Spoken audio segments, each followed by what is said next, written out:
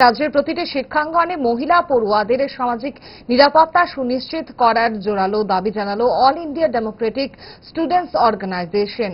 পাশাপাশি যুক্ত করা হয়েছে পড়ুয়াদের নিয়ে আরও 3 দফা দাবি। আজ সেই জোরালো দাবি নিয়ে যাওয়া হয় পশ্চিম জেলা পুলিশ সুপার নমিত পাঠকের দরবারে। পুলিশ সুপারের সামনে চলতি সময়ের বেশ কিছু অনভিপ্রেত ঘটনা তুলে ধরা হয় সংগঠনের তরফ থেকে। ক্রমবর্ধমান সেসব ঘটনা নিয়ে উদ্বেগ প্রকাশ করা হয়েছে ওই ছাত্র সংগঠনের পক্ষ থেকে।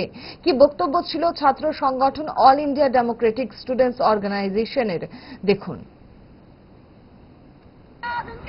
দেখছেন রাজ্যে ক্রমবর্ধমানভাবে খুন, ধর্ষণ, অপহরণ আজকে নিত্যদিনের ঘটনা হয়ে যাচ্ছে।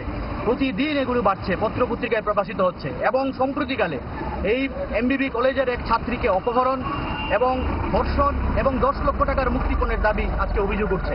তার পাশাপাশি এই সূর্যমণিনগর স্কুল থেকেও একটা ছাত্রী আজকে নিখোঁজ। এই যে ঘটনা, এই ঘটনা তো অত্যন্ত মারাত্মক আকার ধারণ করছে। এই কিছুদিন আগেও আপনারা জানেন যে এজিএমসি হোস্টেলের মধ্যে এক দুষ্কৃতী গিয়ে ছাত্রীকে, মেডিকেল পড়ুয়া ছাত্রীকে আক্রমণ করেছে।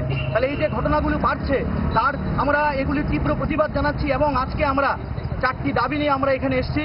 প্রথম দাবি হচ্ছে যে এমবিবি কলেজ ও সূর্যমণিনগর ঘটনার সাথে যুক্ত অপরাধীদের অবিলম্বে গ্রেপ্তার করতে হবে, অতি দ্রুত তদন্ত করে অপরাধীদের দৃষ্টান্তমূলক শাস্তি প্রদানের ব্যবস্থা করতে হবে, শিক্ষা প্রতিষ্ঠান সহ সর্বত্র মহিলাদের নিরাপত্তা সুনিশ্চিত করতে হবে, রাজ্যে মদ, ড্রাগ সহ মাদকদ্রব্যের প্রসার বন্ধ করতে হবে।